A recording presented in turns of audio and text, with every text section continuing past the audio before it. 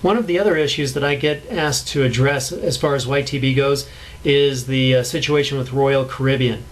Royal Caribbean, for whatever reason, back in the end of October or middle of October, terminated their relationship with YTB. All I can tell you here is I don't have any idea of what criterion or what violations that Royal Caribbean felt like were taking place, or for what specific reason. But what I can tell you is basically some of the things that we can extract from that decision. One of which is that Royal Caribbean had to have a very, very good reason to do it. YTB, whether you like YTB or not, they were probably doing a fair amount of business for Royal Caribbean. They were probably selling a good number of cruises.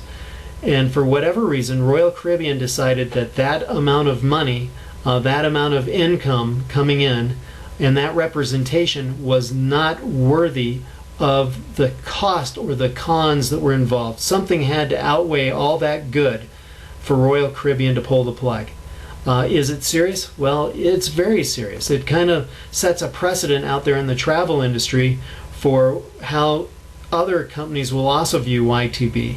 YTB also lost their IATA credentials, and I made a comment to somebody, it's almost better if they didn't have their credentials, because if you lose your credentials, then everybody knows that for some reason you're doing something that caused you to lose your credentials, as opposed to just not having your credentials and there's not a good or a bad there. This is definitely seen as a bad. Will Royal Caribbean come around? Will YTB come back into Royal Caribbean's good graces? Will they mend the fence? I don't know. I don't know what will take place out there. So far, Royal Caribbean seems very resolute about the issue, and since Royal Caribbean has taken action, then the news, like I said, about a month later, that IATA pulled the plug. These are both major chinks in the armor. Should you still join YTB?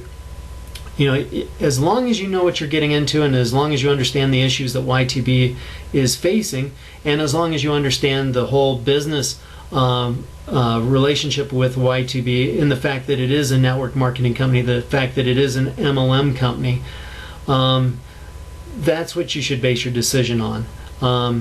Realize that YTB earns a majority of its money through the recruiting and training of their RTAs, up to, I believe, 88%. That's from their figures. This is all stuff that you personally can pull down off the internet, stuff that you can reverse engineer. You can take the amount of money that has been earned in travel and divide it among the RTAs to come up with a per RTA profit margin, if you will.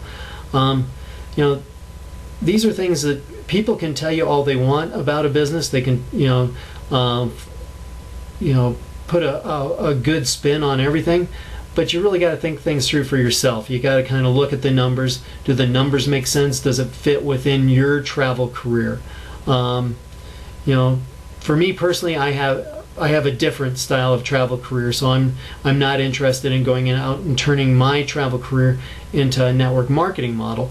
But then again, some people really enjoy the YTB business model. So that's what I got. Royal Caribbean, I would have to say that is a very big problem out there, and it does not look good. It's going to make it harder for YTB to sell their memberships, I'm sure, especially with the IATA news on top of it. Like I said, it's a big hurdle for them to overcome. Will they be able to overcome it? I don't know. That's it. Thanks for watching this video. Bye.